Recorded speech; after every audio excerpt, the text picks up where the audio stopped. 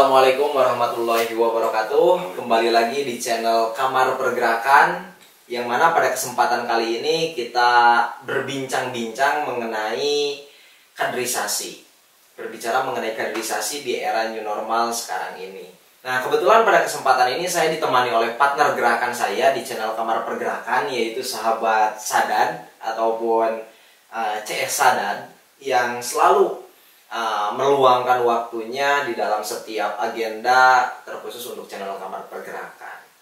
Nah, di sini kita akan sedikit membahas sahabat Sadad ya, tentang kaderisasi, karena sejatinya setiap organisasi itu membutuhkan kaderisasi. Nah, tetapi lebih jauh daripada itu, kenapa sih kaderisasi itu menjadi penting? Nah, di sini pernahkah sahabat-sahabat berpikir atau merefleksikan sejenak tentang mengapa harus ada kaderisasi atau mengapa harus dilakukan kaderisasi dan mengapa harus ada sebuah pengkaderan di dalam organisasi?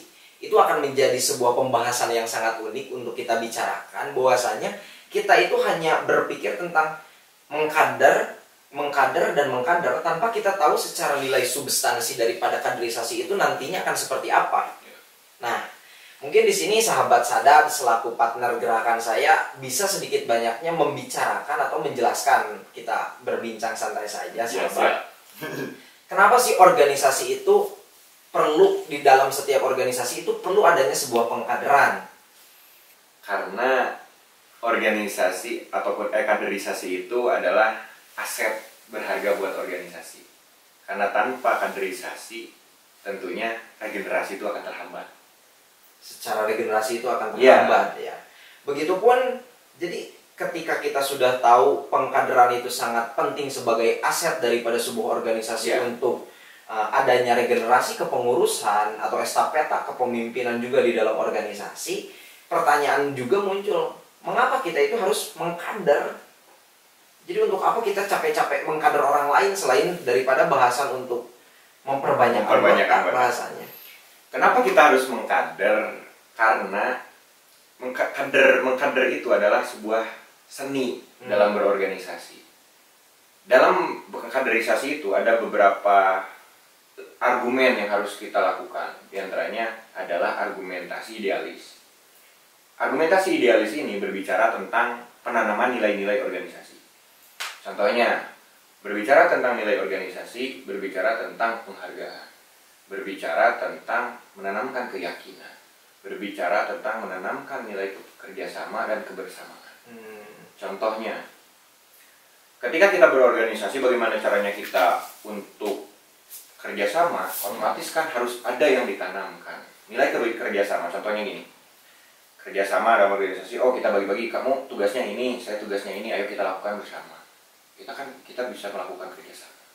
Terus yang selanjutnya adalah argumentasi strategis. Argumentasi strategis. Nah, argumentasi strategis ini berbicara tentang pemberdayaan. Pemberdayaan anggota dan kader. Ya. Pemberdayaan anggota dan kader itu contohnya adalah ketika kita bisa mengetahui awalnya mengetahui potensi dan minat bakat dari kader itu sendiri. Okay. Dan di sana ketika sudah ketemu, langsung ke proses implementasi daripada argumentasi ini adalah bagaimana caranya kemampuan yang dia miliki bisa dikembangkan, juga bisa diberdayakan di dalam organisasi itu sendiri. Oke, supaya mereka juga merasa dihargai. Itu. Ketika kita memiliki potensi seperti ini dan organisasi membutuhkan, hingga pada akhirnya ada gayung bersambut. Ketika dia memiliki potensi, organisasi membutuhkan. Ada rasa, oh ternyata potensiku itu dihargai dan dibutuhkan oleh organisasi. Pada akhirnya dia akan bersemangat di dalam organisasi. Oke. Itu yang kedua ya. Yang selanjutnya itu ada argumentasi praktis. Nah, argumentasi praktis ini berbicara tentang memperbanyak anggota. Nah, memperbanyak anggota itu berbicara tentang kuantitas. Tetapi sebenarnya dalam argumentasi kaderisasi itu kita tidak hanya berbicara tentang memperbanyak kuantitas saja, tetapi kualitas juga harus digelontorkan gitu, harus digelorakan. Karena bagaimanapun kita banyak nih ngomongin anggota, tetapi dalam hal kualitas kita tidak memiliki nilai lebih lah misalkan. Pada akhirnya kan sulit lah gitu untuk berbicara tentang organisasi ketika kualitasnya itu tidak ada. Iya, jadi kebanyakan orang berpikir tentang kaderisasi itu kayak gitu sahabat. Ya. Yang penting kita itu memperbanyak kaderisasi. Oh, ternyata ketika kaderisasi itu kita harus memperbanyak anggota. Nambah anggota aja. Yang penting banyak ikutan kaderisasi, tetapi setelah dikader mereka itu tidak dirawat. Pada akhirnya dari jumlah 50 yang mengikuti kaderisasi, sisa hanya 5 orang misalkan.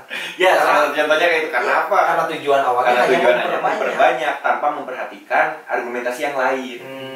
Itulah yang menjadi persoalan ya. Iya, yang menjadi persoalan. Nah, itu perlu dipahami juga ya oleh sahabat-sahabat yang mungkin aktif di organisasi. Bahwasanya kaderisasi itu bukan hanya sekedar memperbanyak anggota atau kader saja, tetapi di sisi lain secara kuantitas mungkin iya bisa bertambah. Tetapi daripada banyaknya anggota atau kader yang dimiliki itu harus mampu berdayakan, seperti yang tadi harus mampu didampingi, harus mampu dirawat, hingga pada akhirnya kuantitas yang banyak itu dengan keyakinan yang mereka miliki akan melahirkan kualitas yang baik juga. Berarti sederhananya itu antara kuantitas dan kualitas itu harus berbanding lurus. Iya, tidak boleh tinggi kualitas. Supaya organisasi itu tidak pincang atau bahkan goyah. Betul. Atau lebih parah hancur misalnya. Hancur. Jangan sampai seperti itu. Oke, selanjutnya itu kan ada 4, tadi 3 ya. Berarti sekarang yang keempat itu argumentasi pragmatis. Argumentasi pragmatis ini berbicara mengenai persaingan. Contohnya, dalam suatu organisasi, kita sempitkan dalam suatu organisasi, antar sesama anggota, ada bahasa fastabiqul khairat. Berlomba-lomba dalam kebaikan. Dalam arti kita tuh bersaing bagaimana caranya menjadi yang terbaik dalam organisasi tersebut. Begitupun konteksnya ketika antar kelompok organisasi, itu kita juga bersaing masalah progresivitas, ngomongin persoalan tentang gerakan sosialnya seperti apa dan lain sebagainya, banyak halnya itu kita bersaing gitu. Oh, baik. Jadi persaingan yang dibangun di konstruk kaderisasi atau argumentasi kaderisasi tersebut itu baik secara nalar gerak dan nalar intelektualnya ya. Supaya apa? Ketika misalkan nalar intelektual dari anggota ataupun kader yang ada di dalam organisasi tersebut itu mumpuni, pada akhirnya secara nalar geraknya pun itu di lapangannya akan jelas juga. Jelas juga, iya. Harus ada kelarasan antara intelektual dan juga gerakan. Oke, itu sahabat. Yang keempat ya, bahasanya argumentasi pragmatis persaingan antar kelompok, baik itu secara organisasi dengan organisasi ataupun secara individu di dalam organisasi itu menuju kepada persaingan yang lebih baik. Karena ada peribahasa orang bijak itu termotivasi untuk maju ke arah yang lebih positif. Bukan untuk menjatuhkan. Seperti itu. Dan yang terakhir mungkin sahabat. Yang terakhir ada argumentasi administratif. Administratif ini berbicara tentang penempatan atau bahasa itunya mandat ya. Ya, mandataris organisasi. Jadi diberikan mandat oleh organisasi untuk menempati posisi tertentu. Karena argumentasi kaderisasi ini pentingnya adalah untuk melakukan regenerasi, untuk melancarkan regenerasi, maka ketika sudah selesai ngomongin tentang penanaman nilai, ngomongin tentang pemberdayaan dan pengembangan potensi kader, ngomongin tentang memperbanyak anggota, begitupun sampai ke persaingan, pada akhirnya orang-orang yang sudah ditempa pada akhirnya akan ditempatkan dalam posisi tertentu yang sudah mereka minati ataupun mereka memiliki potensi di bidang itu. Ya, jadi itulah sahabat 5 argumentasi kaderisasi yang sedikit banyaknya mampu membuat pemikiran kita itu terbuka, bahwasanya diam di organisasi atau mengikuti sebuah organisasi itu bukan hanya sebatas untuk eksistensi atau ikut-ikutan atau bahkan kita mengeceng atau ngeceng ya.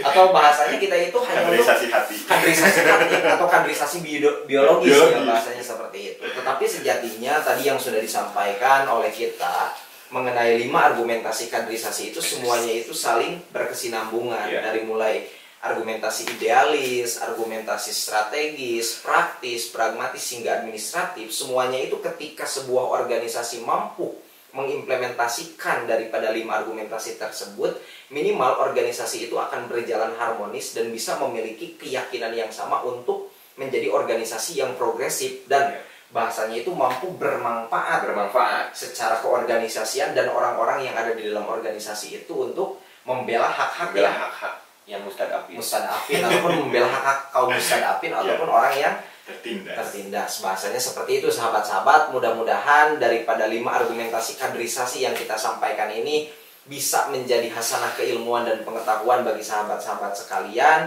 dan mudah-mudahan menjadi motivasi juga di era ataupun di fase pandemi sekarang ini, bahwasanya tidak cukup hanya berdiam diri untuk merawat organisasi, karena organisasi itu harus tetap berjalan dalam situasi dan kondisi apapun. Lakukan langkah-langkah kreatif hingga menjadi sebuah ruang inovasi. Ya, di dalam organisasi, dan jangan lupakan satu hal, yaitu komunikasi dalam organisasi, karena sejatinya komunikasi itu adalah modal awal daripada kelima argumentasi kaderisasi tersebut. Ketika komunikasi yang dibangun itu tidak berjalan dengan baik, maka dipastikan salah satu daripada kelima argumentasi kaderisasi tersebut itu tidak akan berjalan dengan baik juga. Nah, itu mungkin yang bisa disampaikan ya sahabat. Mungkin di kesempatan selanjutnya kita juga akan membahas hasanah keilmuan yang lebih seksi mungkin, ataupun yang dibutuhkan oleh sahabat-sahabat di sana. Mudah-mudahan apa yang kita sampaikan ini bisa bermanfaat untuk sahabat-sahabat sekalian dan bisa menambah hasanah keilmuan dan pengetahuan serta wawasan sahabat-sahabat tentang organisasi. Begitupun dalam proses kaderisasi yang sebetulnya dilakukan itu seperti apa. Nah, itu mungkin saya ucapkan terima kasih, tetapi sebelum ditutup jangan lupa subscribe channel kita Kamar Pergerakan. Kemudian like jika kamu suka, komen jika ada masukan, dan juga share jika dirasa channel ataupun video yang kita sampaikan ini bermanfaat. Nah, mungkin seperti itu sahabat-sahabat. Terima kasih atas waktunya menonton video ini. Teruslah hidup dan berkarya atau mati dalam kegelisahan. Jadikan setiap orang sebagai guru dan jadikan setiap tempat sebagai sekolah.